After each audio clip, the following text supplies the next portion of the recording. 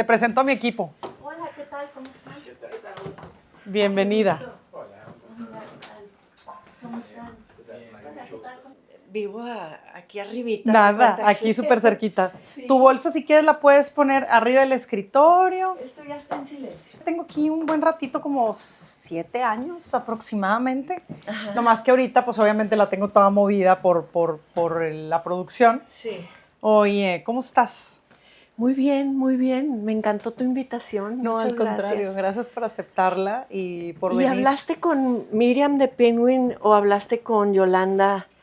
Tenemos una empresa Sí. que nos ayuda con las invitaciones. Ándale, ok. Entonces hacemos como que cada quien hace su trabajo, ¿no? Entonces Sí. a mí me mandan toda una lista de propuestas y yo pongo sí, no, intermitente. Ah, Y ok. cuando vi tu nombre dije, por supuesto que sí. O sea, pero mi consultoría, lo mío no es hablar de fama, lo mío es hablar de prestigio, de reputación. Ya.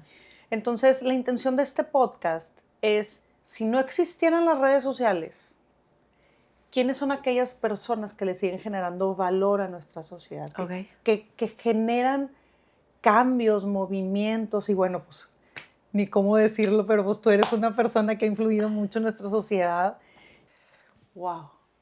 Qué padre, la verdad me da mucho honor poderte tener Ay, aquí. qué linda. Muchas gracias. Bueno, Yo igual. pues no se diga más.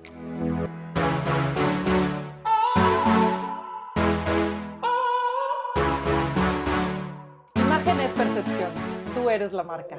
Bienvenidos a un episodio más de este podcast Detrás del Espejo. Me enorgullece que el día de hoy tenemos aquí sentada con nosotros a una mujer que ha puesto el nombre de México, pero sobre todo de Monterrey, en alto a nivel mundial.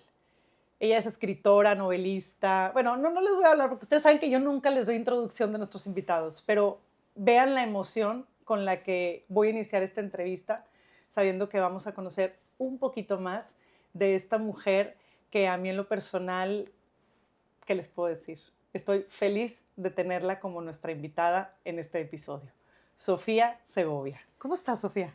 Encantada de estar aquí, Clara. Muchísimas gracias por invitarme a este espacio. Tengo la piel, mira, chinita desde el cuello y me emociona porque, híjole, hacer un video viral, hoy en día, si haces muchos, uno le vas a pegar. Y puede ser un video de 15 segundos. Pero hacer un libro que dé un golpe así, con presencia a nivel mundial, que se haya traducido en 21 idiomas, próximamente en 22, eso son otros niveles. Pero vamos a ir platicando más adelante de eso, que me emociona muchísimo, Sofía. Este podcast siempre busca conocer el inicio de una persona que genera valor en nuestra sociedad. Cuéntanos cuál es tu historia, cuál es tu seno familiar, dónde naces, cuéntanos a esa Sofía que nace, en qué familia nace. Cuéntanos tu historia desde el inicio de tu vida. Antier cumplí 61 años. ¡Eso! ¿Dónde te los escondes? Que no O se sea, te yo- notan. Cuando narras una historia, a veces puedes empezar por el final, ¿no? Claro, felicidades. No, es que es importante porque no es nada más dónde, sino cuándo naces, ¿no? Y esta ciudad, Monterrey, ahora modernísima, con tanta oferta de arte que ya hay, pues no era igual cuando yo nací aquí en este Monterrey nuestro. Claro. Monterrey era muy distinto. Teníamos, si acaso, un museo que abría de vez en cuando, que era el obispado. No había muchas librerías, nada más estaban como para dar más servicio a los estudiantes de las universidades más que a los lectores. No había muchos conciertos, no había mucho arte que sucediera aquí. Y entonces yo sí nací en una familia muy lectora. Un Santa Claus que nos traía libros de regalo de Navidad, y disfrutábamos y apreciábamos, porque la lectura es un gozo que se aprende en familia. Y yo ahí lo aprendí, mis papás leían muchísimo, y entonces era parte de la vida normal, adentro de la familia. Afuera no lo era tanto, no había con quién discutir libros. Esto también ha cambiado mucho. En aquel entonces, pues adentro de la casa discutíamos algún libro, pero salías y no hablabas de libros. Y entonces yo además fui a un colegio que además promovía mucho la lectura y la escritura en aquel entonces, lo cual también era muy raro. Y resulta que sí, sí promovían todo esto, pero no para buscar ningún talento tampoco, porque era más bien como para que tuvieras ciertas capacidades de comunicación, ¿no? Y la escritura en estos colegios internacionales había más noción, estoy hablando de los 70s. Aquí la educación era como más tradicionalista y más apréndete las cosas, y ahí era bastante más libre, bastante más libre pensante, creativa de cierto modo, pero al mismo tiempo no buscaban un talento escritor, para nada, porque las matemáticas eran más importantes, las ciencias eran más importantes, y si tenías esta cualidad, pues era para que te sirviera para otra cosa, lo cual también está muy bien, ¿eh? Lo que sucede es que yo era feliz nada más cuando de vez en cuando me decían: "Escribe un cuento". Ahí era cuando yo era feliz. Todo lo demás, yo Pero decía desde chiquitita. desde chiquita. Fíjate que yo recuerdo no saber leer y escribir, porque soy de las menores en mi casa, y ya ver a mis hermanos que ya, leían, escribían, agarraban los libros y los ¿Cuántos leían. hermanos eran? ¿Cuánto eran de Somos familia? 6, yo soy Okey, la quinta, claro. pero entonces me tocó ver esto y desearlo, y me acuerdo. Y eso me encanta recordar, no saber, pero desearlo y ponerme a ver libros y no entender las letras, pero entender las ilustraciones. Y recordar lo que tal vez mis hermanos me habían leído, o mi nana, que también era muy lectora, me contaba cuentos. Y resulta que yo recuerdo, o sea, tengo imágenes perfectas de estar viendo así un libro y decir: quiero saber escribir, quiero saber leer, y tratar de hacer las eses y que siempre me salieran al revés. Me acuerdo de eso, y me parece muy bonito recuerdo para alguien que después ha dedicado su vida a eso, ¿no? Hay un cierto grado de aprecio ahí que me parece también muy necesario y muy, no sé, te pone los pies en la tierra, todo ha sido un esfuerzo. No viene por magia, o sea, ni porque llegaron mis hadas madrinas o algo, o sea, ha sido un esfuerzo y ha sido un gusto, y sin ni siquiera saber que me iba a dedicar a esto. ¿Por qué? Porque soy de Monterrey, mujer de Monterrey, cuando aquí había la sensación de que tenías que ser muy productiva o productivo, sobre todo si eras hombre. Y eso no incluía las artes. No es que nadie me dijera, no incluye las artes, es que somos las historias que nos cuentan. Y esta ciudad cuenta historias muy interesantes, muy valiosas, pero muy duras, ¿no? Ahorita ha empezado a contar otro tipo de historias, y a eso voy, que esta ciudad ha evolucionado mucho, pero en aquel entonces era muy dura. Los hombres tenían que ser ingenieros. ¿Y las mujeres qué tenían que hacer? Pues ya a mí ya me tocó saber que íbamos a estudiar carrera, ¿verdad? Una carrera, pero pues un poquito limitada, ¿no? Y entonces yo no me imaginaba que alguien como yo pudiera soñar con ser novelista. Yo agarraba una novela y decía, sin decirlo así con estas palabras, pero tienes esta sensación de que la literatura siempre se hace en otro lado, y quizá en otro plano de existencia. O sea, tienes que ser un iluminado. Y aquí no, tienes que ser productivo. Y entonces yo dije, pero yo quiero escribir, voy a estudiar comunicación, porque tengo opiniones muy bien pensadas, y que me gustan mis opiniones, y entonces yo voy a cambiar el mundo. Voy a cambiar el mundo porque voy a ser periodista, voy a escribir el editorial que cambia el mundo. O sea, qué bonito ser joven y tener estas, no sé, estos ideales, ¿no? De cambiar al mundo. Me parece una edad muy correcta para haberla tenido, haberlo creído. Em, luego me di cuenta de que ser periodista en este país es muy peligroso, sobre todo cuando quieres expresar tus opiniones que no coinciden con el sistema, ¿no? Y entonces me decepcionó mucho eso, pero de todas maneras yo escribía todo lo que sucediera en la carrera, en mi equipo, alguien más tomaba el micrófono y yo escribía, porque era muy creativa.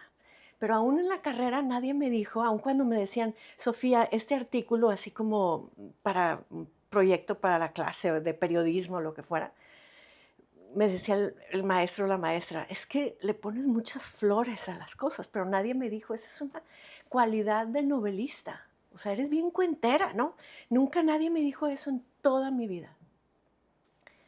Pero luego ya pasa la vida y yo ya escribía discursos para políticos y para líderes sociales o me encargaban alguna obra de teatro o alguna presentación o alguna, diferentes cosas. Y resulta que disfrutaba bastante así estos proyectos que caían de vez en cuando, pero ya cuando tenía mi familia iba a cumplir 35 años a la vuelta del milenio y anunciaron que se iba a acabar el mundo.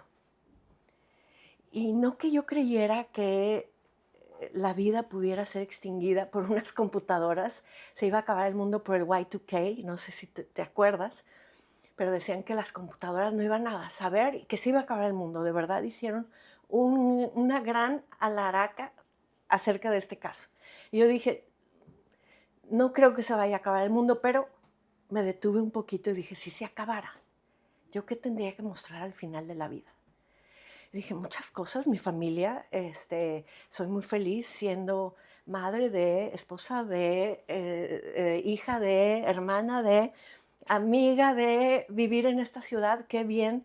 Me ha encantado hacer mis obras de teatro y todo, pero me di cuenta de que todo lo había hecho en función de alguien más, porque alguien me lo encargaba, porque ahora era la mamá de mis hijos o esposa de mi marido, lo que fuera. Dije, pero de lo mío, ¿qué he hecho? Y esta es una pregunta que me parece a mí que todas las mujeres se tienen que hacer. De lo mío, de lo mío, de lo tuyo, ¿qué has hecho? ¿Y qué es lo tuyo, lo tuyo? Lo mío, esa fue la pregunta, ¿qué he hecho? Muchas cosas he hecho, pero no, de lo mío. ¿Y qué es lo mío? Escribir los cuentos que me encantaba escribir desde niña. Eso me di cuenta de que, bueno, desde la carrera que no había tenido, no me había dado la oportunidad de volver a escribir un cuento. Y dije, quiero volver a lo mío. A nadie hacen feliz más que a mí. Pero está muy bien tener un espacio en función nada más para ti. Toda la vida continúa, pero tener un espacio y decir, voy a reconocer lo que es lo mío, y me voy a dar oportunidad de explorarlo. Y no porque ya pensara, voy a publicar. No, no, no, todavía no. Abrí el Sierra Madre aquí, que es esta sección que conocemos aquí muy bien en Monterrey, estas secciones del periódico El Norte. Y ahí es donde dices, la ciudad ya está evolucionando. Había una oferta de este tamañito así, de un taller de creación literaria. Y hablé, o sea, en serio, acto seguido. Solo tienes que poner atención. No nada más a lo que el mundo también te está diciendo, a las oportunidades que te lanzan, sino a los mensajes que tienes dentro y que te murmullan dentro, ¿no? Murmuran, perdón. Y resulta que vi ese anuncio y no cerré el periódico. Hablé de inmediato y fui de inmediato a la siguiente clase que hubo. Y yo pensé que iba a escribir cuentos y no, resulta que me preguntan, ya entro y me dicen, ¿y tu novela de qué va? Y Así entonces te dije, reciben. si se vale soñar eso, si estas personas están soñando, ese siempre ha sido mi sueño de toda la vida. Bien curioso, porque cómo una pregunta te puede cambiar toda la vida. Y resulta que dije, ok, no, yo pensé que iba a escribir cuentos, no traigo idea de una novela, pero denme oportunidad. La siguiente semana llegué con el primer avance de mi primera novela, porque me convencí absolutamente que si no me había atrevido antes, ese sueño hubiera sido absolutamente mío desde el Que es principio. la primera de Huracán, Es Huracán, sí, en su primera edición en su primera que edición, se ajá. tituló Noche de Huracán. Noche de Huracán. Y sí, llegué y dije, todavía no sé si dentro de mí tengo novela, pero voy a explorarlo. Porque luego también dije, tienes que empezar a darte permiso de perder los miedos, de decir que sí a retos Pero nuevos. qué miedo, Sofía, si tú ni miedo tenías, tú lo que tenías era hambre de escribir, No, ¿no? miedo terrible, miedo tremendo todavía, todos los días. Pero ese es el gran reto, que el miedo sea motor y no parálisis. Escribir da mucho miedo. Ok. Yo que doy talleres, me encuentro con gente todos los días. Ayer di un taller online y 3 me dijeron, es que me da miedo. Es que, ¿por qué vas a cargar el mismo miedo que tenías a los 15 años? ¿Verdad? Entonces, ha sido no nada más un camino de descubrimiento de la escritura y así, sino de una evolución como ser humano y como mujer. Porque no nada más está el reto de escribir y terminar lo que empezaste, ponerle punto final, que qué bonito, pero luego defender ese trabajo que hiciste, ¿no? Y decir, yo creo en esto, cuando a las mujeres siempre se nos ha enseñado a ser modestas, bien modestas. No, no hables bonito de lo que haces. Y ahorita me parece a mí, que tenemos que sacudirnos eso y ojalá que entre más jóvenes mejor,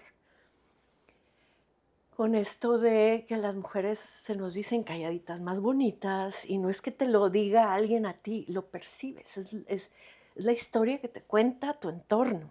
Sí, porque ahorita ya no lo dicen, porque ya hay todo un movimiento de tener mucho cuidado con las frases que se dicen en contra de las mujeres, pero se sigue sintiendo ese ambiente. Hay Claro. mensajes en ciertas actitudes, en ciertas palabritas que se dicen por aquí, por acá, por allá, y finalmente el mensaje que recibes es calladita más bonita y no te creas la muy, muy.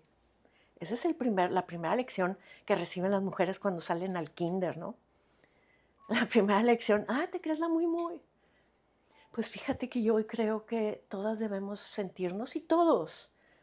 Los hombres tienen ese camino como más natural, pero todos, pero en particular las mujeres, debemos de decir, sí, me creo la muy, muy para mí. O sea, quiero ser la muy, muy para mí y para mi familia y o sea, y en lo que hago y voy a defender mi trabajo, me siento orgullosa de lo que hago. Y entonces ha sido todo un proceso que no empezó con Huracán, porque Huracán además la terminé en el 2003, la mandé a las grandes editoriales, yo muy ilusionada, y sigo esperando esa respuesta, ¿eh? Nunca me respondieron. ¿Por qué? Porque esta idea de Monterrey no es nada más de aquí, de Monterrey. Es un estereotipo que hay, que se siente por todos lados. Cada rato nos dicen, ay, pero si los de Monterrey, esto o lo otro, ¿no? Tenemos esta manera de definirnos unos a otros con 2 o 3 adjetivos y párale de contar, ya te definí completamente. Entonces, la idea de Monterrey también en este centro gravitacional tremendo que es la Ciudad de México, para muchas cosas, pero en particular para la literatura, no, pues Monterrey no cabía en su universo creador, ¿no? Y entonces, en el 2003, además, las redes sociales, o más bien el Internet no era el mismo, ya existía Google, pero no lo respondía todo, como después sí. Y todo se mandaba todavía en sobre, o sea, en el snail mail, como dicen, a la antigüita, en un sobre con remitente, y yo tuve que poner, pues, Sofía Segovia de Monterrey, y estoy segura de que alguien vio ese sobre y dijo, ¿una mujer de Monterrey?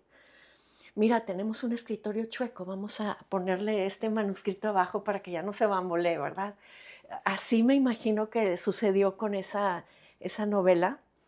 Que Se es la de perdió Noches de Huracán. Noche de Huracán, pero esta ciudad evolucionaba y para el 2010, con arte, buscaba talento local para publicar. Y yo mandé la novela y la publicó con arte en el 2010. Un tiraje pequeñito de O 1000 sea, 7 años ejemplares. después.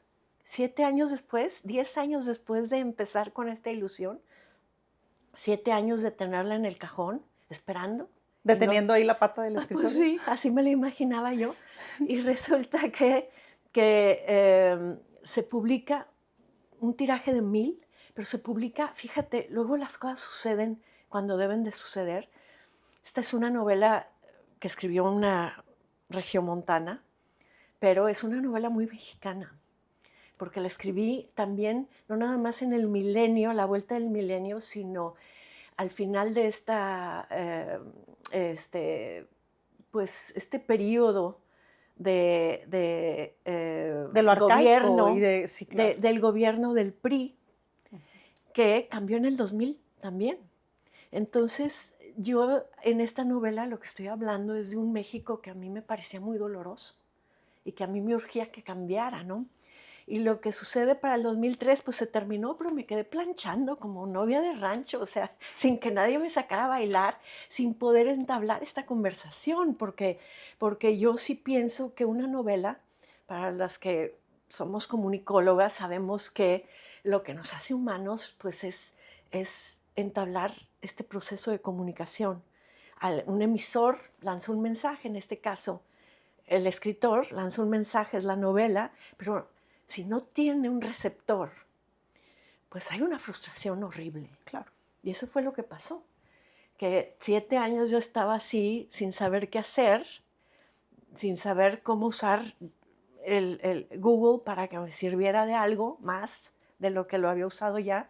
No sabía cómo hacer y no era prima de nadie, ni comadre de nadie, ni vivía en Ciudad de México, ni nada como para ir a tocar la puerta. O sea, todo era más complicado hace tan poquito, en el 2003, ¿no?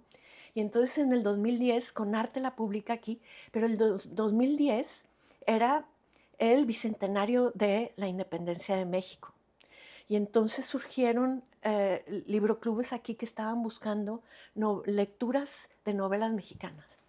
Y entonces varios libroclubes me invitaron, leyeron mi novela, me invitaron a conversar y dije, esto es absolutamente lo mío, porque lancé un mensaje que el receptor entendió, lo captó, lo transformó. Y entonces no se trata de cambiar el mundo así de una sola conflagración, sino tal vez de lector en lector, en abrir la mirada a cosas que a mí me parecían que hacían huracanes aquí en México, que es de lo que se trata esa novela. Y dije, sí, me voy a sentar a escribir El murmullo de las abejas. Y eso fue lo que pasó en el 2010. 3 años después de que por fin sentiste... No, el mismo año. Okay. Casi terminé la presentación de esa novela y dije, esto es lo que se siente, Claro. y sé que estoy aquí y tengo esta novela que me está dando vueltas, pero que no escribía porque estaba con la frustración anterior, ¿no? Es bien duro. O sea, entonces la historia del murmullo de las abejas ya venía resonando en tu cabeza. Ya la traía yo, escribiría así, pero no me sentaba a hacerlo porque además mis hijos estaban Claro. chiquillos, yo los acompañé a cuanto partido de fútbol o festival de baile o de todo pude. Pues sí, pero hay veces que para escribir tienes que sentarte hay que sentarse y ser valiente y escribir de nuevo.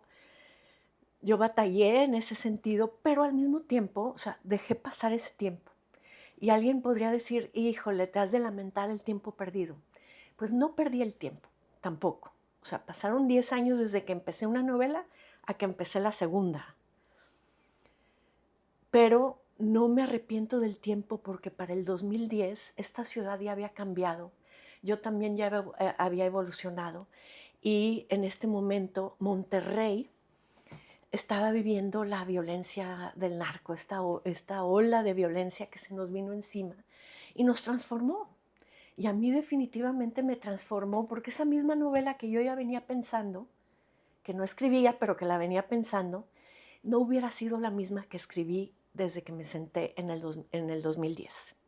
Porque le imprimí este miedo que vivíamos y estas circunstancias que dije, 100 años antes, nuestros abuelos tenían este miedo y querían mandar a los hijos a estudiar fuera y no sabían si mejor irse a vivir a otro lado o quedarse o qué hacer, la incertidumbre terrible.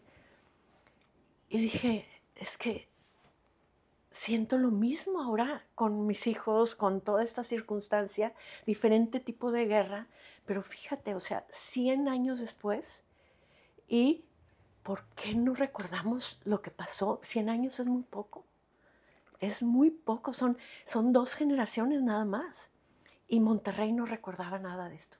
Y tú hablas también sobre este olvido colectivo, Sí, ¿no? exactamente. ¿Cómo estamos hoy en el 2026?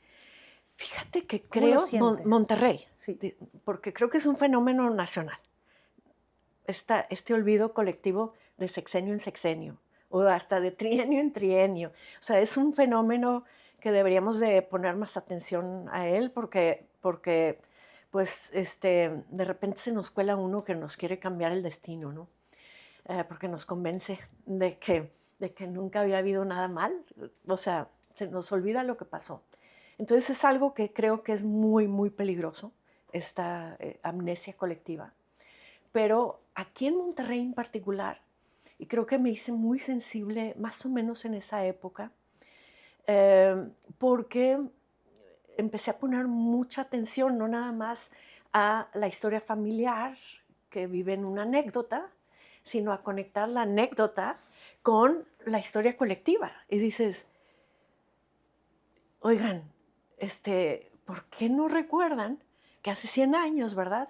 ¿Y por qué no recuerdan además que tenemos una identidad, que no es nada más un estereotipo? Tenemos una identidad que más nos vale defender porque tiene un inicio histórico, nuestra identidad. El estereotipo que tenemos de ser muy trabajadores y ser codos y ser... todo te lo podría yo explicar en orígenes históricos. Y entonces dices, ah, entonces tiene mucho más sentido recordar y tiene mucho más peso recordar. Y no va a venir alguien de otra región de este país a convencernos que siempre hemos estado mal. ¿Y a qué crees que se deba que cada 3 años o cada 6 años no queramos recordar? ¿Por qué queremos seguir cegados sin recordar? Pues esto es una pregunta de los 64,000. ¿Por qué? O sea, yo no lo entiendo, yo no lo entiendo. Y hay evidencias, pero clarísimas, nada más en la historia de aquí, en la historia política de Monterrey. Simplemente que antes López Obrador estuvo duro y dale tratando de ganar la presidencia de este país, pero de un momento a otro manejaron también sus mensajes, su bombardeo de mensajes de odio y de miedo que suenan muy, muy nazis. O sea, es una fórmula que tienen ya los que quieren gobernar, ¿no? Hay que empezar un bombardeo de mensajes de odio y de miedo. Y el mensaje, el bombardeo, y de repente miras a tu alrededor y dices, no es posible que a ti ya te convencieron de esto, del otro. Y entonces, de repente, en esas elecciones, gana las elecciones ese candidato aquí en Monterrey, en Nuevo León. Y es la primera vez que logra llegar a la presidencia. Creo que tenemos una muy baja noción del peso de Monterrey en la historia y el peso y la importancia de Monterrey en pues el destino de este país, porque vivimos en un país que no nos cuenta a nosotros, al noreste en particular, en general, pero a Monterrey en particular. Si te pones a pensar en cualquier lección de historia nacional, que estudiaste toda la primaria, la secundaria, la prepa o aún en carrera, esta historia así como de libro de texto que estudia la gente común. Si eres Enrique Krause, a lo mejor todavía sabes un poquito más, pero además lo ves con esta mirada sesgada porque es del centro, ¿no? Pero nosotros nunca nos hemos visto en ningún libro de historia. Y entonces eso hace también que tengamos la idea de que estamos en la periferia de lo que sucede en este país y todo lo histórico sucede en otro lado. Y entonces nosotros nos regimos solos y la historia nunca ha sucedido aquí y nada nos ha afectado. Y entonces creo que eso es en parte lo que sucede. Lo bonito,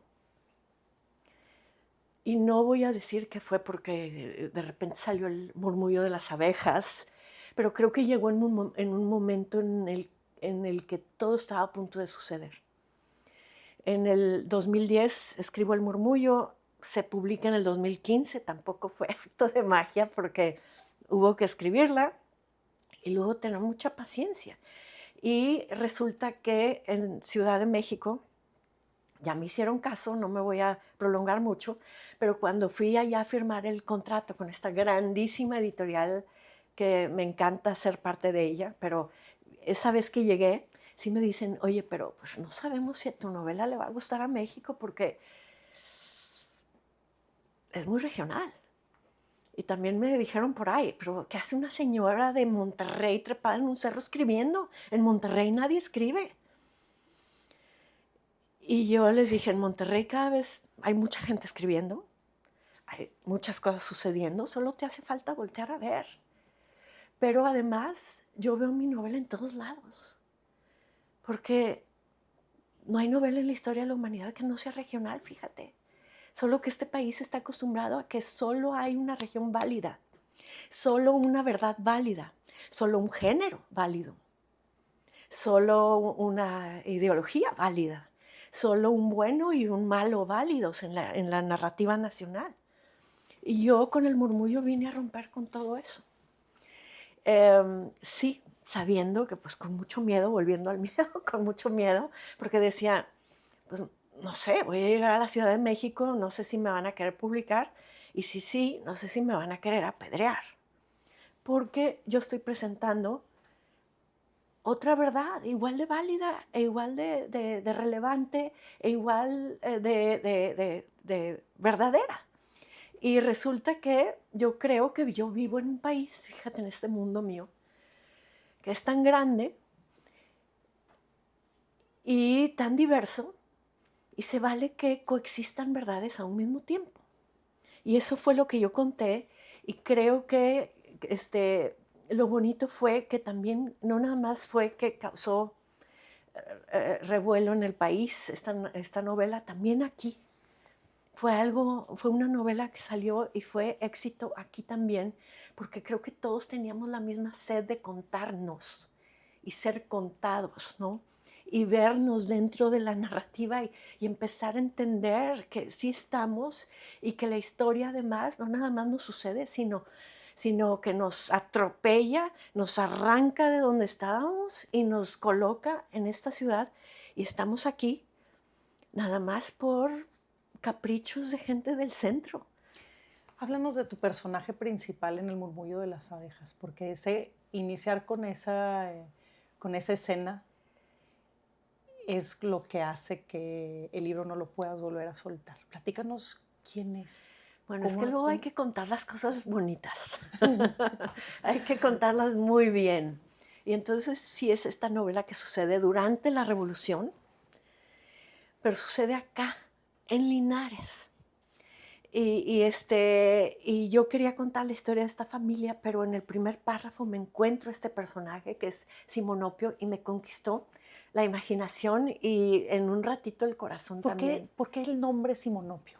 Porque fíjate que, como te decía, yo esta novela la empecé a escribir en el 2010, cuando estábamos rodeados de esta violencia, hasta sitiados estábamos en las zonas, aquí en la ciudad, pero la carretera tomada, pero Linares también tomado. Era imposible ir y yo nunca había ido a Linares. Y resulta que dije, la voy a contar. ¿Pero qué recursos tengo? Bueno, tengo la investigación histórica, algunas entrevistas que voy a hacer, pero lo que tengo a mi favor son todas las anécdotas que contó mi abuelo durante su vida. Todas estas tan simpáticas. Mi abuelo no contaba lo feo. Puras anécdotas bien simpáticas.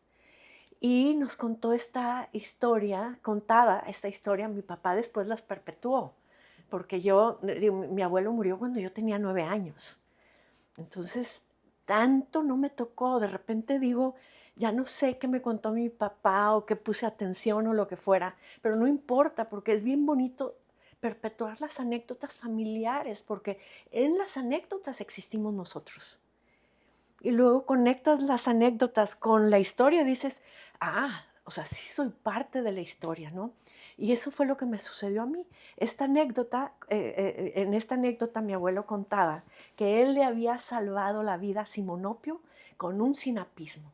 Un niño de su hacienda que tenía un mal respiratorio y que le había puesto pues un cataplasma de mostaza, un parche de mostaza, y que con eso lo había salvado. Y da mucha risa. Es todo lo que sabemos de ese Simonopio.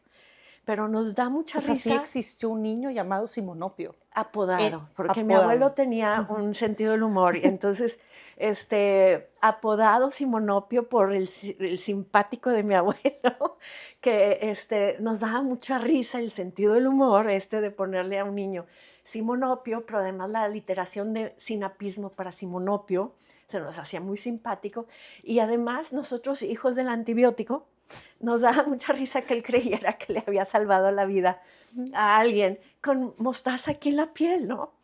Y resulta que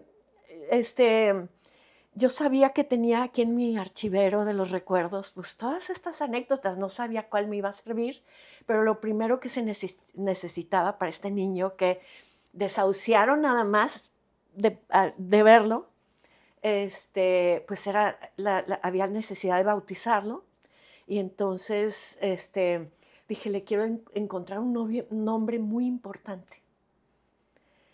Y la nana Reja decidió que teníamos que ponerle Simonopio y le puso Simonopio. Lo más bonito de este nombre, ya se llamó Simonopio, y se convierte en este niño muy entre humano y entre abeja, conversa con las abejas y se comunica con los humanos, pero que tiene esta conexión súper importante con su interior y con todo esto que muchas veces los humanos apagamos, ¿no? Nuestros sentidos, nuestros instintos.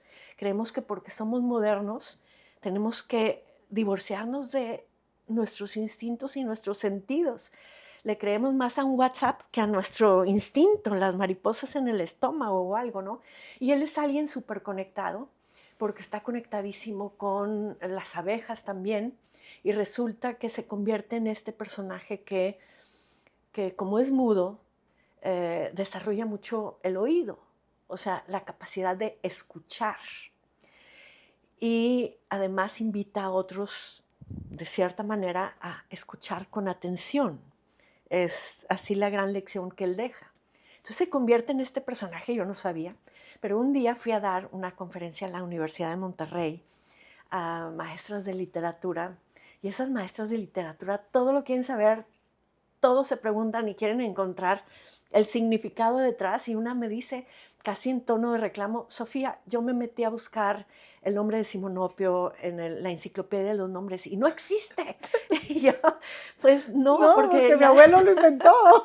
le conté la anécdota de mi abuelo, y entonces me dice, pero entonces supuse que sería un apodo tal vez. Y yo, pues sí, ¿verdad? Y me dice, entonces me fui a buscar el nombre de Simón. Y me dice, ¿tú sabías, Sofía?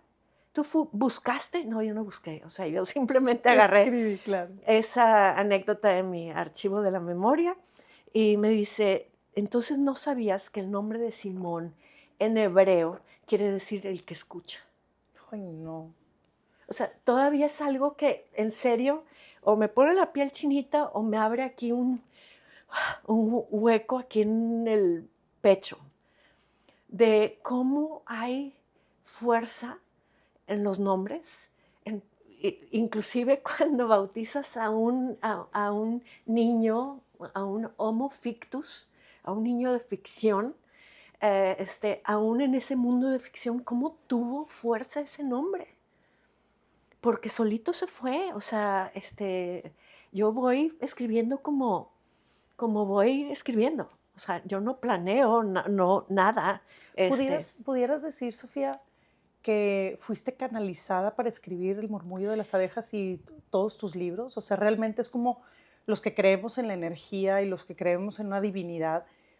¿Tú podrías decir que tú simplemente se te abre el canal y tú nomás pones las manos y escribes? Yo creo que hay una combinación.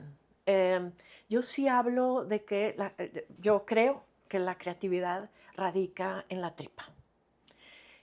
Y curiosamente, después de saber esto, me he encontrado investigaciones que dicen el estómago está cubierto por una membrana hecha de puras neuronas que se comunica con el cerebro.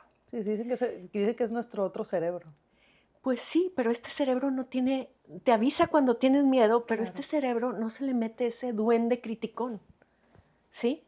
El duende criticón radica acá en otro archivero o en otro bodegón, donde yo sí lo encierro muy bien, la verdad, porque para que exista la creatividad tienes que decir, no me importa el miedo, le voy a dar. Esto nadie lo ha hecho, lo voy a hacer, porque tienes que lanzarte con la tripa. Y luego pasas por el cerebro y buscas en el archivero de la memoria y en el bodegón de los datos inútiles y vas y te aseguras que todos los días esté cerrado este duende que te mira desde que estás chiquitita y te dice, ay, qué gordita. Sucede Sí, sí, claro. para todo tipo de situaciones. Para la creatividad, te- ese duende te mata la creatividad. Pero resulta que luego creo que también está la inteligencia, ¿verdad? Como te digo. Pero yo creo que a la hora de escribir, yo no soy mucho de meditación. O sea, esta meditación, ¿para qué se medita? Para llegar a un trance, ¿no? Entonces yo no soy mucho de, me voy a poner a meditar. No, yo me pongo a escribir. Y al escribir, yo sí creo que llego a un momento de un trance absoluto. Y en ese trance puedes lograr conexiones con cosas insospechadas. Y creo que en ese trance puedes ir a dar hasta con este canal de la sabiduría ancestral y de las verdades absolutas. Y no se finge eso, y creo que por eso resuena tanto. Y yo si busco eso, lo ejercito y lo logro. Y es precisamente lo que debemos de buscar todos los que creamos algo.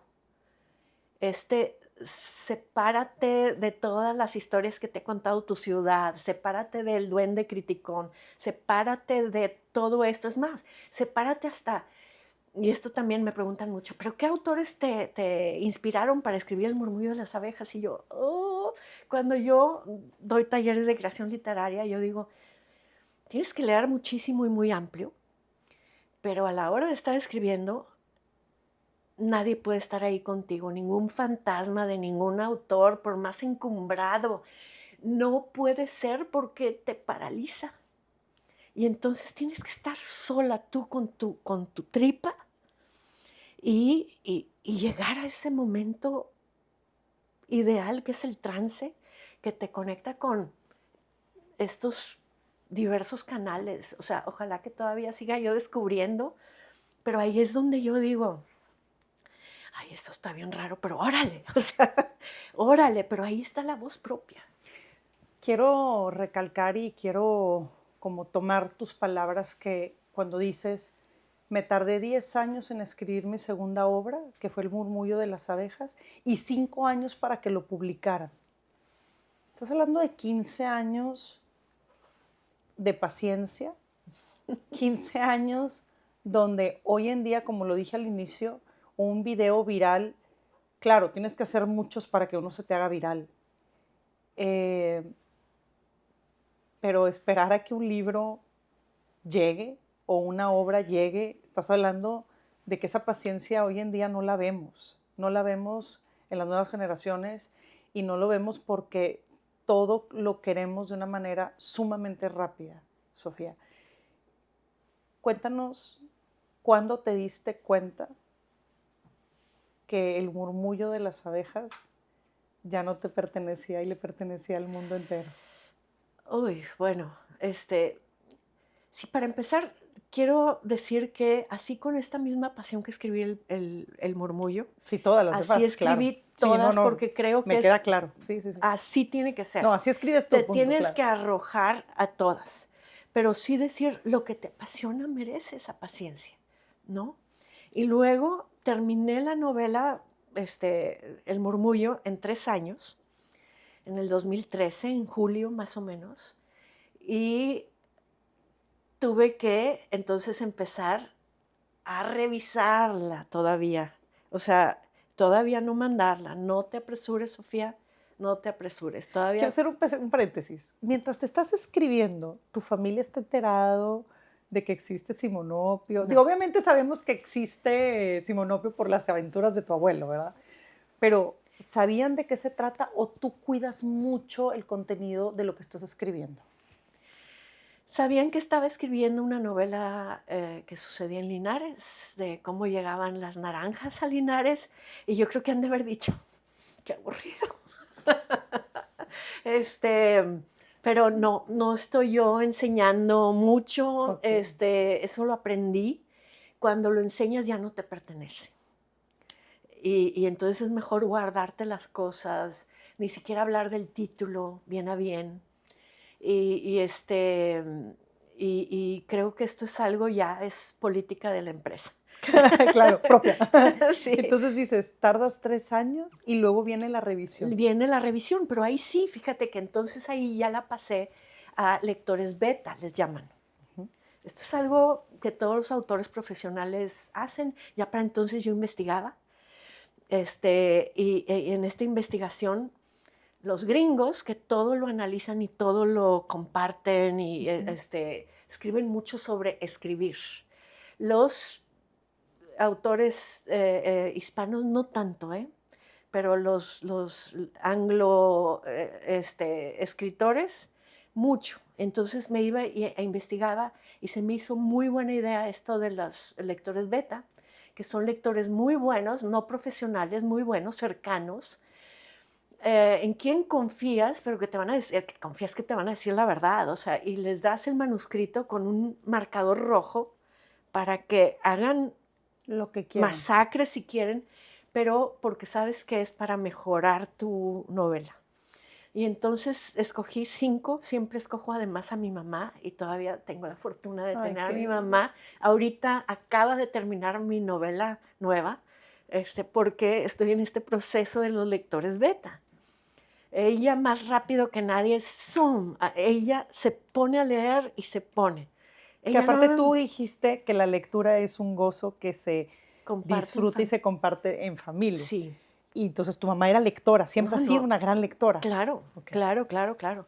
Y So, siempre hemos imagínate, hablado de si libros imprimió y eso en ti, pues claro que la vas a usar como sí, una y no lectora es beta. que sí, y no es que sea una lectora profesional, ella no es editora, pero, siempre ha sido muy lectora, y eso es lo que quieres también, gente común, pero muy experta lectora, de diferentes edades, que te lean y que te den su opinión, que marquen donde pusiste all en lugar de lo, y que los ojos que ya lo leyeron 500 veces, ya no ves los defectos, o sea, ya lees lo que te imaginas que debe de estar, ¿no? Entonces luego te descubres que hay palabras que les veías la S y el lector te dice, te faltó la S aquí, o alguna cosa así, o esto no se entiende muy bien. Todo es muy valioso, pero sí tiene que venir desde un lugar de buena voluntad. Buena voluntad para criticar el trabajo, pero con buena voluntad, ¿no? ¿Cómo te fue con los apuntes rojos de los lectores beta con el murmullo de las abejas? Muy bien, la verdad, muy bien. Estos alls y estos typos que se van y todo, y muy poco más, porque yo misma reviso muchísimo. Yo todos los días empiezo el día revisando. Y entonces, la verdad es que ya para cuando lo mando a estos lectores ya está bastante pulido. Pero yo sé que todavía lo van a haber leído ellos y me van a marcar cosas, por ejemplo, ahorita que estoy esperando que terminen, por favor, porque es un momento de mucha tensión.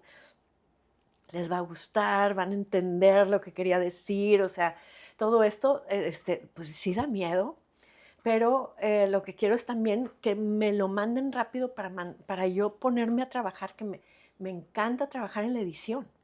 Y por eso así empiezo todos los días. Pero entonces yo no escribo un manuscrito como el primer draft, así, cabra pa'l monte, ¿no? O sea, no.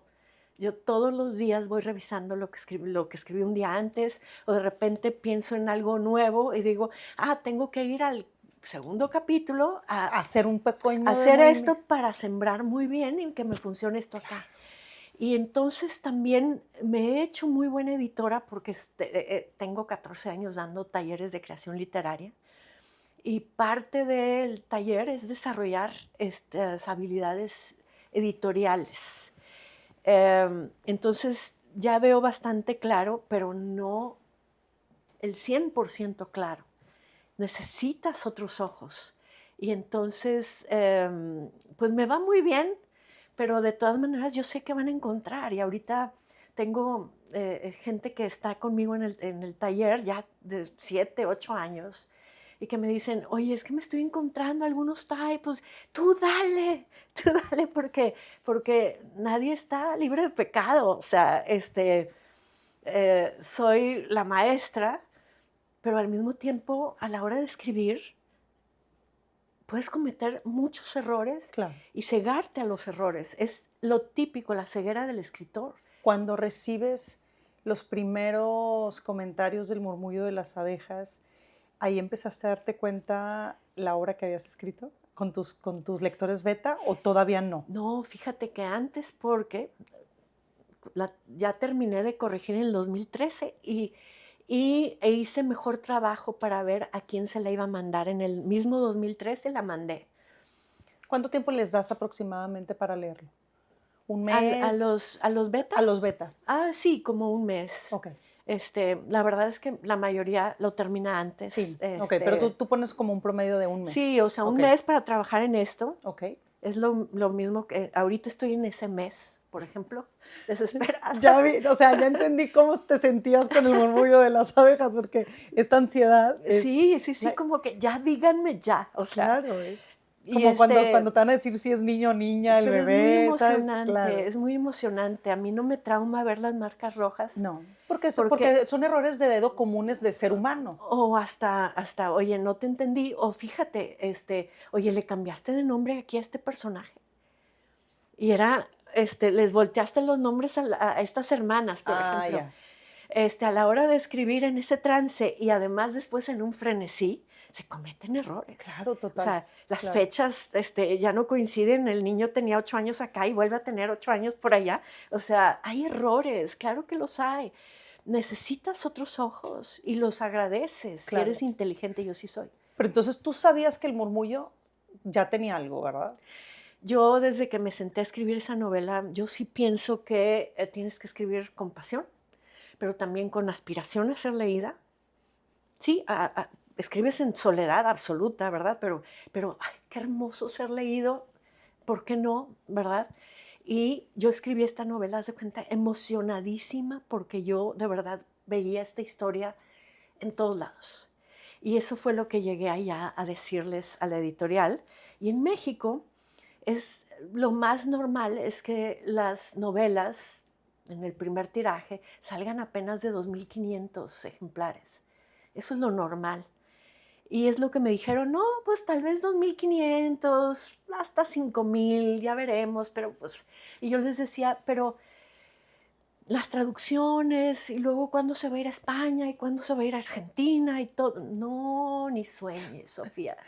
Y yo, Sí, ¿cómo claro. no? Sí, a mí Pues también. Sí. o sea, sí, o sea, ¿por Uno qué? sueña tan grande, claro, Sofía. Porque Sí. no nos agarran nada mexicano en ningún lado. Y yo, pero, pues, ¿por qué no? ¿Me entiendes? Y te pones a pensar muy rápido y dices, es que hay que tener mejor autoestima. O sea, la autoestima importa y por eso tienes que escribir con esta aspiración. Y yo así había escrito y yo sí les dije, yo veo mi novela en todos lados. Pero es que tu novela es muy regional, no sabemos si le va a gustar a México. Es que no hay novela que no sea regional, hasta Los Miserables. Es bien regional, mira, París. Hmm. ¿Por qué creemos que eso es universal? No es el lugar, es la novela la que lo hace, lo regional se hace universal, ¿verdad? ¿Por qué Macondo? Ni existe Macondo. ¿Pero por qué es universal?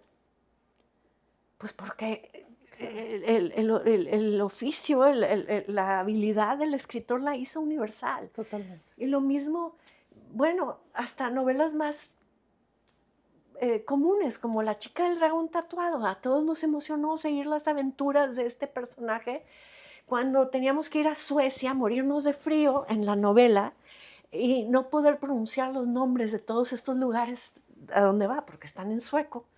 Y decir, ahí vamos, ¿por qué queremos los lectores? Los lectores de verdad no es que queramos ser los más interesantes del salón. Lo que queremos es irnos a aventuras. Queremos ir a un viaje. Y no hay mejor viaje que una buena novela, ¿no? Sin salir de casa. Y entonces eso les dije, es que la literatura es un viaje. Si yo voy a Rusia, a la guerra y la paz, ¿por qué no va a querer venir un ruso a Linares? Y es lo que está pasando, o sea, mi novela está en ruso. Y ¿por qué no puede ser esto un toma y daca? ¿Por qué tenemos nuestra autoestima tan, tan, no sé, tan golpeada que somos un país que recibe literatura y eso yo lo agradezco, me encanta. Ver el mundo a través de la literatura del Claro. mundo es un tesoro. Pero ¿por qué no puede ser un toma y daca? O sea, si te mandan, ¿por qué no decir también? México también se tiene que contar al mundo, ¿no? Y en esta intención que yo descubrí en mí, estos temas que tengo en mí desde Huracán, El Murmullo, Peregrinos, hasta de lector-escritor, está absolutamente la intención de que cada vez seamos más mexicanos en traducción. Hoy por hoy somos muy pocos. Me refiero en la historia de la literatura mexicana. Somos muy pocos mexicanos en traducción al mundo, ¿no? Conquistando con nuestras historias al mundo. Y yo creo que a mí me emociona mucho, de verdad, me gusta estar ahí, pero yo pienso que tenemos que ser mucho más. Porque, ¿qué sucede? En este desbalance que hay, de que no nos agarran nada mexicano, y esto viene desde el centro, ya es, no, entonces ni intentan, y no sé qué. Resulta que, digo, tengo que adelantar que esto cambió, ¿verdad? Sí cambió, su percepción cambió bien rápido, pero aquí en este momento esto era. Y sucede que a mí me golpeó mucho, porque yo tenía esta idea de que a México siempre se le ha contado poco y mal en el mundo, porque nosotros no nos hemos hecho responsables de contar lo nuestro. Y el que no cuenta su propia historia permite que alguien más la cuente y que la cuente mal o la borre, como nos pasa aquí en Monterrey también. O sea, traigo esta certeza que esto sucede. O cuentas tu historia o alguien más la va a contar, o te borra. Y como a las mujeres también. ¿Y cuál es la historia del murmullo? O sea, tú, desde que te dijeron, no, pues 2.000, 2.500, y tú, no, espérame. Y en Y otros yo quiero el idiomas, mundo.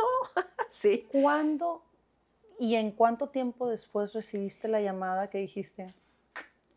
Ya firmé el contrato, firmé ahí mismo el contrato, pero sí me agradezco hoy haber contestado, porque yo soy del tipo de después tener la respuesta precisa en la regadera al día siguiente.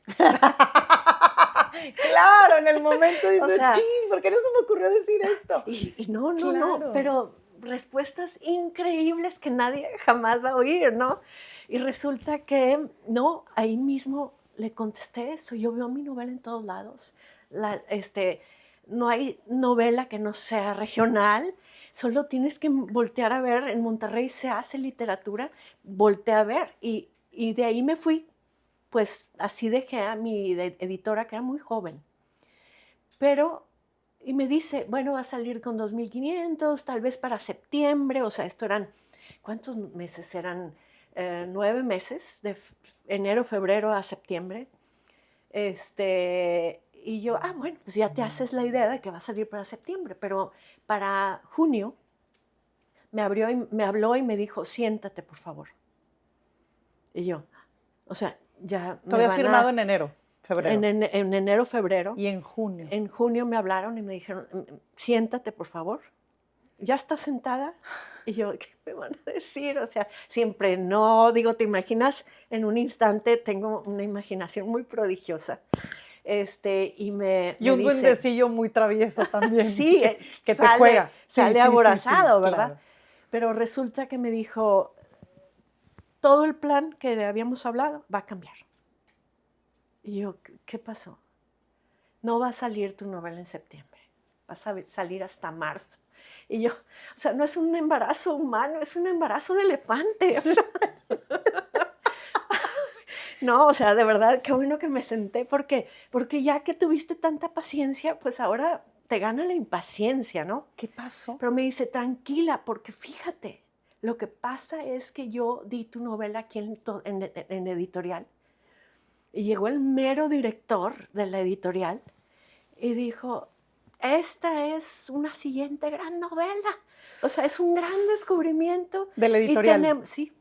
Y tenemos que hacer un plan distinto. Y entonces, si la mía salía en septiembre, ya había plan de otras grandes novelas saliendo en septiembre. Me iban a ahogar un poco. Y dijeron, no, queremos iluminar, echarle el cañón de luz a esta novela, que salga en marzo, para que tenga su propio tiempo, le vamos a hacer su propia campaña y no va a salir con 2,500, 5,000, va a salir con 30,000. No. Sí, qué bonito, ¿verdad? La paciencia paga a veces. Sí, eso fue muy bonito. Y 30,000 en español. 30,000 en México. Porque después además, y me dijeron, y ya tenemos fecha de lo que fue sucediendo fue que España se subió al proyecto y Estados Unidos en español también, y Argentina y Colombia y Chile. O sea, todo lo que yo les dije estaba sucediendo, pero porque ellos también empezaron a creer. O sea, sola no se puede, ¿no? O sea, es una gran editorial que yo creo que también tenían que empezar a ver el momentum, o sea, que cambiaba el momento, que venía sucediendo esto de un ecosistema de la literatura mexicana tan limitado que ya se estaba pues hasta canibalizando un poco, porque en ese momento nada más escribía quizá de narcotráfico. Y quizá para ese momento, además, ya habían escrito lo que ellos creían que era todo lo que se podía escribir sobre la revolución. Y así me lo dijo una vez en una entrevista a Loret de Mola. Loret de Mola me dice, oye, ¿no crees que de la revolución ya, o sea, ya chole? Yo le dije, no, es que yo nunca te la había contado antes. No te lo había contado yo. Exactamente. Y resulta que esta novela, para cuando sale en México, la nombran el descubrimiento literario del año.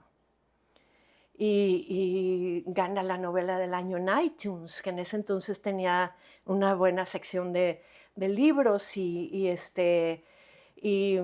Audible también, ¿no? En Audible después sale, porque se tardan en volver a intentar hacer audiolibros en español, porque todavía no habían era puros en funcionado. inglés, claro. Y El Murmullo fue punta de lanza en ese nuevo intento. Pero yo, como era tan buena escucha de audiolibros en inglés, yo les dije, yo quiero que mi audiolibro sea así, y asá, y asá. Pero ¿cómo? Si eso no se puede, ¿cómo no se va a poder? Yo quiero un actor de teatro como narrador de mi novela. Pues hasta que me lo consiguieron. Y es un audiolibro que también 10 años después sigue funcionando muy bien. A mí sí me gustan mucho los audiolibros. Creo que le da oportunidad a gente que no tiene oportunidad de leer con los ojos, de leer con los oídos, y es la misma experiencia de la imaginación, igual que leer con los ojos. Sofía, ¿cuándo te dicen al cuánto tiempo que va a empezar a traducirse en otros idiomas? Eso sí se tardó y en realidad sí llegó por otro lado, no llegó por la editorial. Me escribió a mí ahora somos muy amigos, pero ahí pues era un traductor inglés, un tal Simon Bruni, me escribe y me dice, leí tu novela en España, me gustó muchísimo, quisiera traducir algunos capítulos para presentarla a una editorial con la que yo tengo relación y que les presento a veces algunos proyectos. Y yo, pues sí, pero tenemos que hablar con mi editorial en México porque son los que tienen Claro, los derechos, sí. ¿no?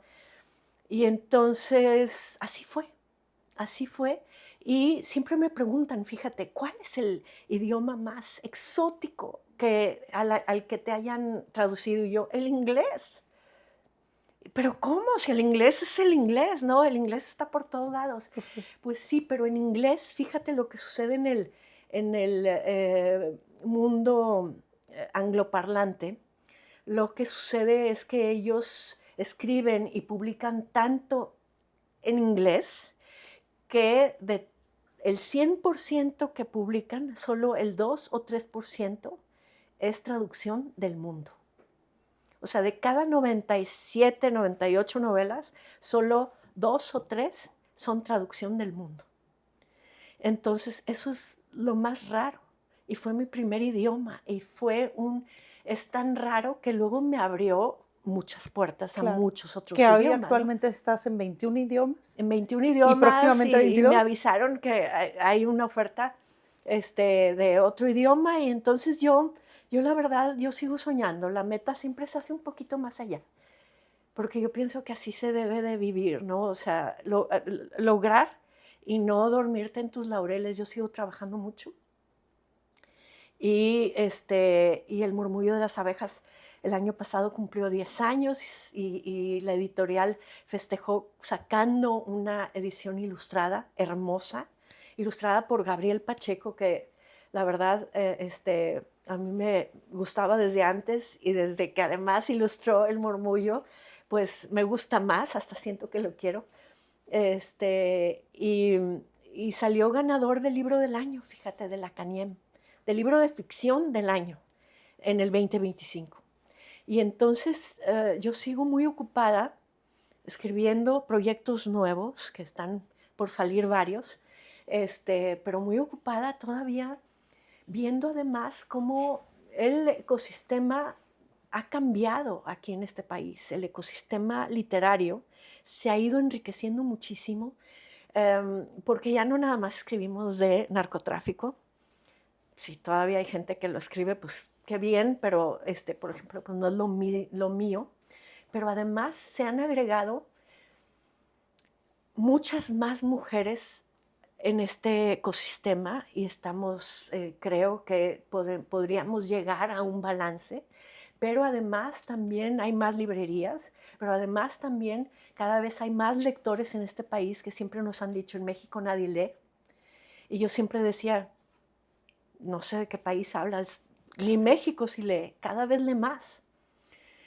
Pero resulta que si algo bueno nos dejó la pandemia fue como la multiplicación de los panes, pero de los libroclubes. Y en los que casi todos son presididos o atendidos por mujeres. Y entonces, si piensas que de este universo lector siempre salen los siguientes escritores, vamos a ver además que esta tendencia sigue, esta de cada vez van a ser más escritoras mujeres. Yo no digo que se van a extinguir los escritores hombres, no, para nada. Pero sí veo yo que esto se está enriqueciendo cada vez más. Y además creo que las editoriales también están mirando con más atención a todas las esquinas de este país para ver qué historias emanan, porque como decía hace rato, México es muy grande, es muy diverso y todos tenemos alguna historia que contar. Y todos tenemos el derecho a intentar hacer de lo regional algo universal. Ahí está el detalle, ¿verdad? O sea, no todo mundo quizá va a lograr salir de lo puramente regional o personal, inclusive todavía más pequeño que lo regional, pero creo yo que cada vez van a ser más novelas mexicanas logrando salir de las fronteras de este país, conquistando la imaginación del mundo y entablando esta conversación con el mundo y diciéndole, ya no cuentes más de vaqueros de nosotros, o sea, los que vamos a contar nuestras historias somos nosotros, porque fíjate lo que pasó con Trump tampoco fue nuevo. Estados Unidos siempre ha sido el rey de los medios masivos de comunicación y siempre le ha encantado ver cómo en 2 o 3 palabras resume todo un pueblo, ¿no? Y desde que salió el primer National Geographic, corrieron aquí a tomar fotos a lo que ellos querían contar de México. Y después está Speedy González, y después está Elento Rodríguez, que es el primo de Speedy González, y de ahí, ¿cómo se ha contado México a lo largo de mi vida? Pues de manera muy dolorosa. Pero el que se lució fue Trump, con esos 3 adjetivos que no vamos a repetir aquí. Esa vez que se hizo candidato para la presidencia, dices, no, es que los que tenemos que empoderarnos de la narrativa somos nosotros mismos, porque hemos cedido el derecho a que alguien más nos cuente y nos cuente mal y hasta cruelmente, ¿no? Yo quiero pertenecer a esta diversidad en la que vivo, ¿no? Y quiero contarla y quiero además, pues sí, conquistar el mundo, pero quiero que seamos más mexicanos conquistando el mundo. ¿Te ha tocado que te digan, conocí Linares por tu libro? Mucho. ¿O viajé a México solo a conocer Linares? Mucho, sobre todo me escriben, quiero viajar a México y quiero ir a Linares. Estamos un poco fuera Claro, de sí. la ruta turística, pero ahora con el Mundial, quién sabe. Yo quisiera Existe la que viniera posibilidad. gente, porque mi libro está en checo y está en coreano, Ruso. van a jugar aquí. Ajá. Y entonces estaría muy bonito que, habiendo leído el libro, vayan a Linares ahora que les queda cerca. Pero sí, mucha gente me ha dicho, fuimos todo el libro club a conocer Linares y a hacer los pequeños recorridos, ¿verdad?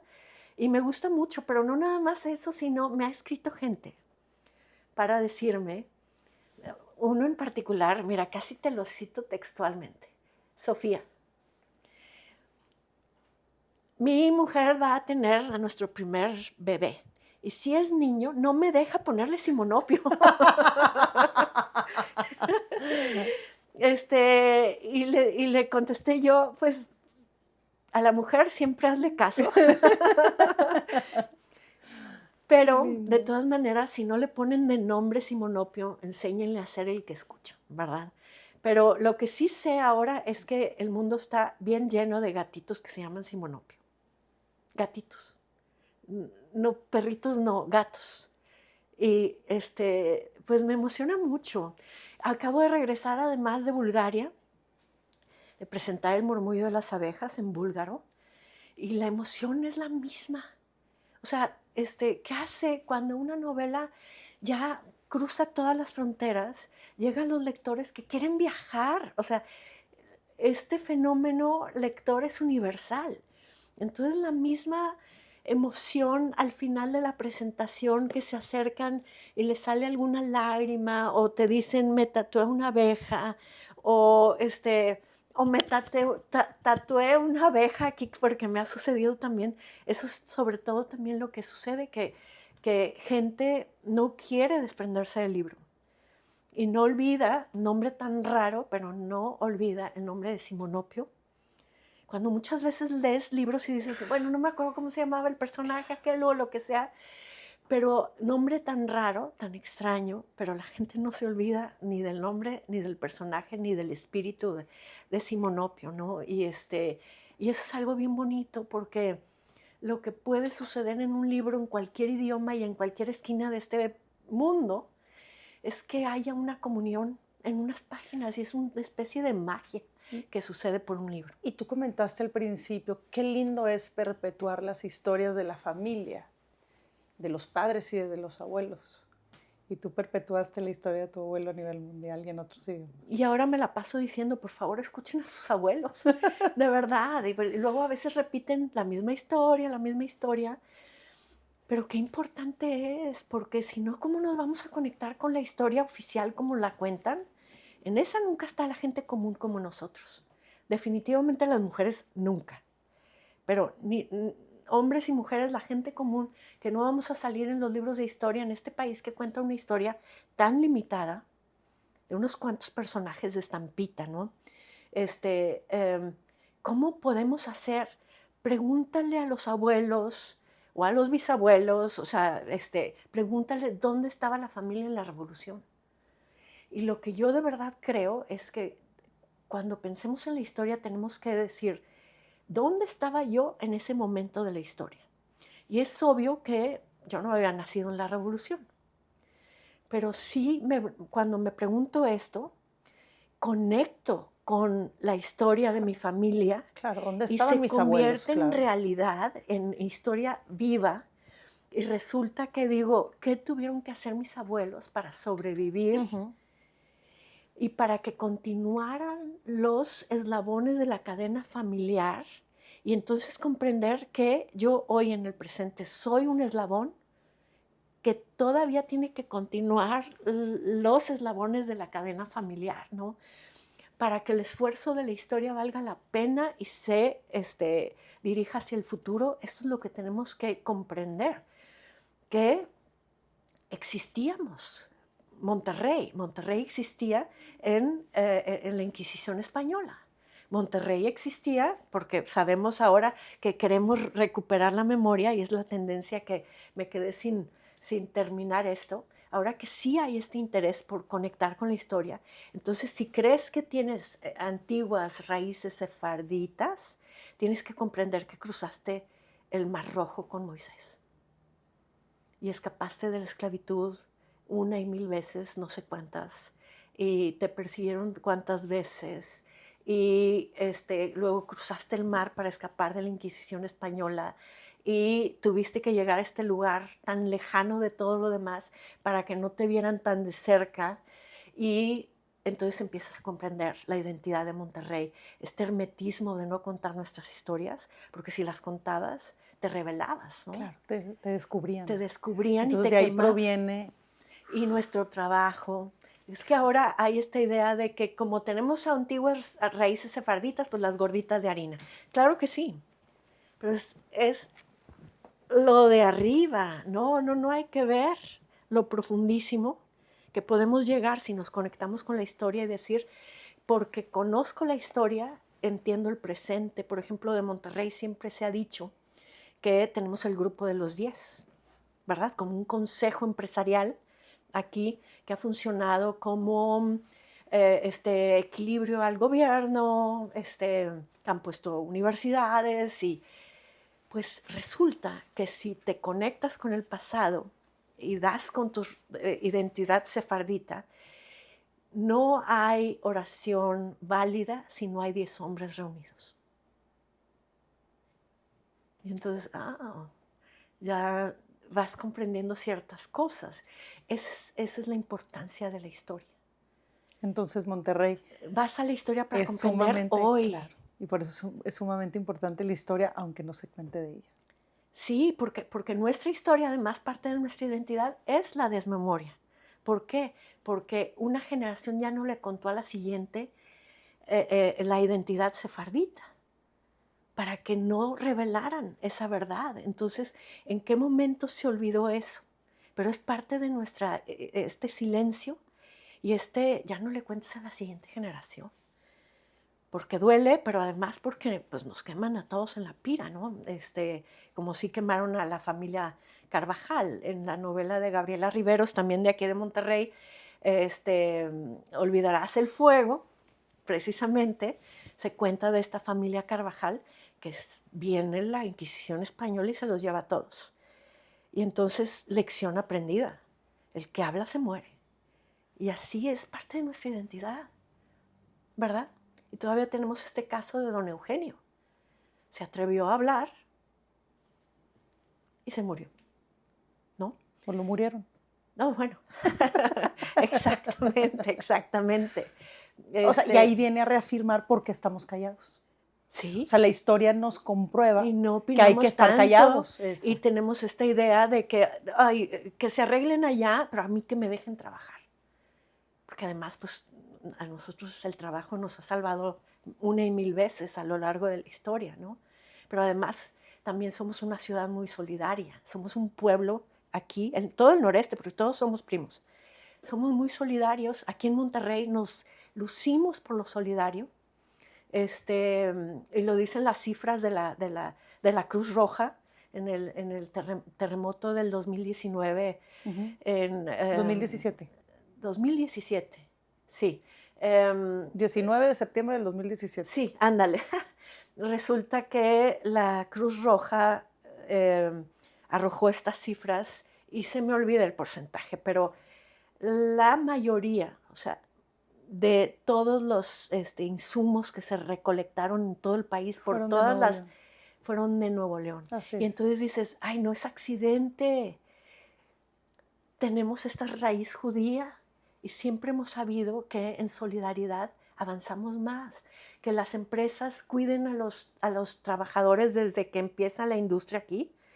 Es que así era, porque así subsistimos 300 años de guerra que nunca nadie recuerda, que aquí tuvimos 300 años de guerra.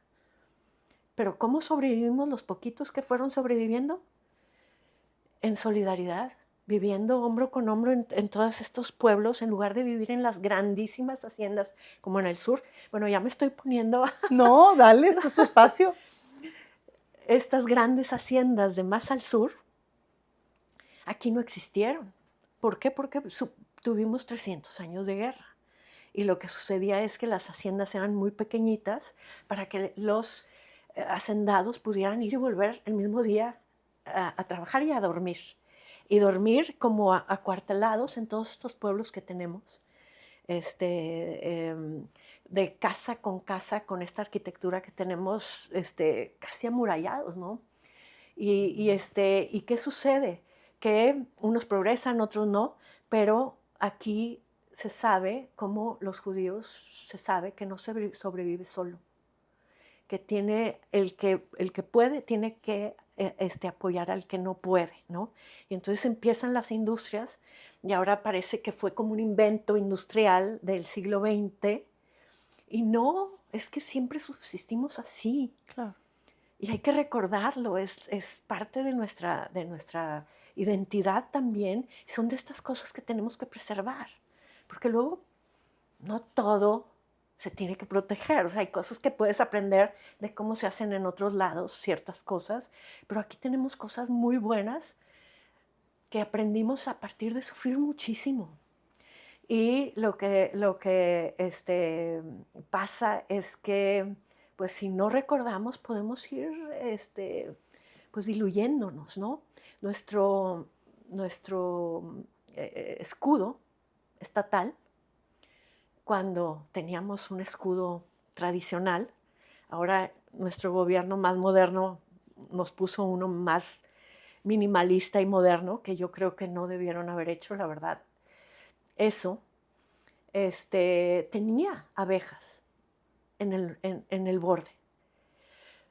Y es porque tenemos identidad de abeja. Entonces, no es casualidad que yo escribo de un niño que llega a Linares, a una familia que también funciona como abeja, porque yo quería retratar la identidad local, esta de mucho trabajo y de mucha solidaridad.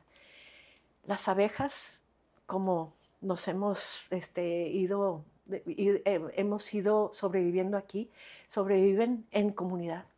Y nosotros así también hemos sabido a lo largo de toda nuestra historia, inclusive cuando cruzamos el Mar Rojo. Es más, desde que se dio aviso de que se cruzara con sangre de borrego las puertas de todos los que fueran judíos allá en Egipto todavía para que sobrevivir la plaga, que la plaga no cayera ahí.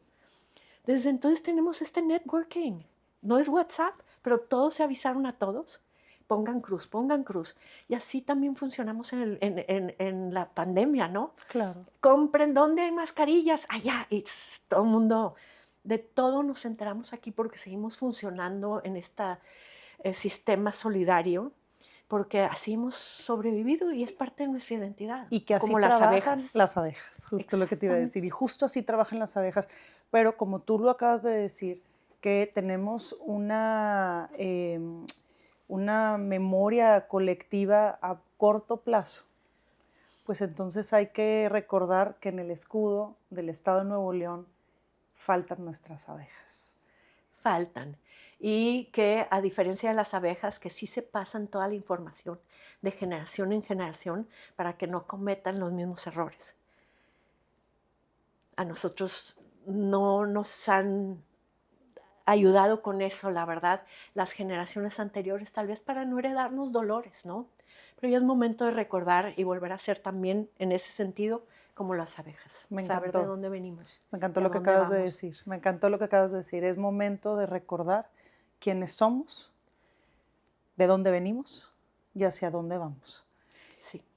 Sofía, es bien difícil hacerte esta pregunta que le hago a todos mis invitados, porque siempre les pregunto cuál es el legado que quieres dejar. Pero en tu caso, tu legado está en tus libros, en tu historia, en tus entrevistas. Pero hay un legado que sí me gustaría que nos compartieras. ¿Cuál es el legado que quieres dejar en tus hijos, en tus nietos y en todas las generaciones que vengan después de ti?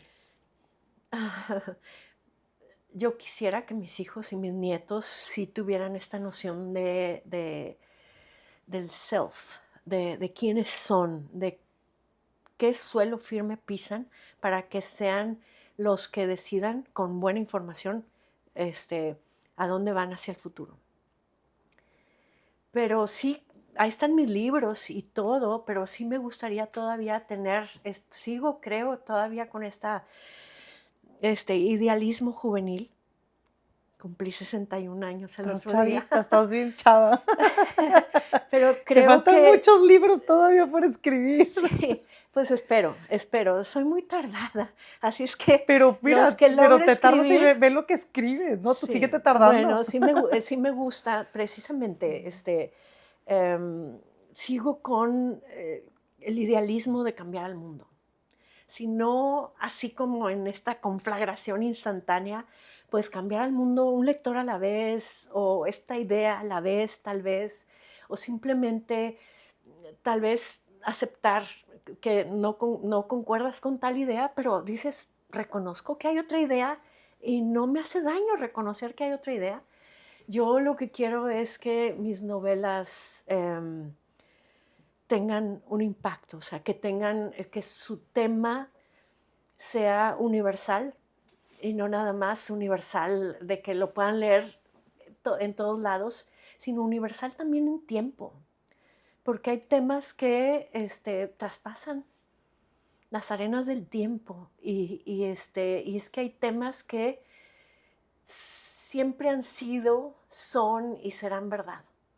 Entonces, eso es lo que yo quisiera, la verdad, en cuanto a profesión. A mis hijos, pues, después de jalarles tanto las orejas, que me hagan caso y que también sepan que esto es finalmente la sustancia de la que yo estoy hecha y la sustancia que espero heredarles. Ha sido un gustazo platicar Igualmente, Clara. contigo, en verdad, escucharte, o sea, si leerte es espectacular, escucharte es todavía mucho más maravilloso, Ay, qué linda. porque con esa pasión con la que escribes, pues es la misma pasión con la que platicas. Entonces yo podría estar aquí 10 horas, o sea, escuchando Yo desde también. ti, Hablando y hablando, claro, tenemos más agua. claro, y escuchando tantas historias de nuestro hermoso México. Pero bueno, pues como todo, ha llegado a su momento de despedirnos y como este momento se dedicó de ti, se trató de ti, de tu historia, de cómo has llegado hasta donde has llegado, pues yo te invito a que voltees a ver esa cámara y tú despidas este episodio como lo quieras despedir y obviamente pues hay gente que llega hasta este momento de la entrevista y yo creo que a esas personas va dirigida ese mensaje. Bueno, amigos, pues sí llegó la hora de cerrar este episodio de Detrás del Espejo. Estoy aquí, soy Sofía Segovia, estoy con Clara. Ha sido un rato maravilloso. Siempre es muy bonito volver a reflexionar sobre los momentos importantes en la vida. Los invito a que hagan lo mismo y que no nada más se queden detrás, se paren frente al espejo también, se miren y hagan estas reflexiones y digan, ¿qué es lo mío? ¿Y qué estás dispuesto o dispuesta a hacer para lograr lo tuyo, lo tuyo? Muchas gracias. Esto fue Detrás del Espejo. Hasta la próxima. ¡Yay! No, hombre, Sofía.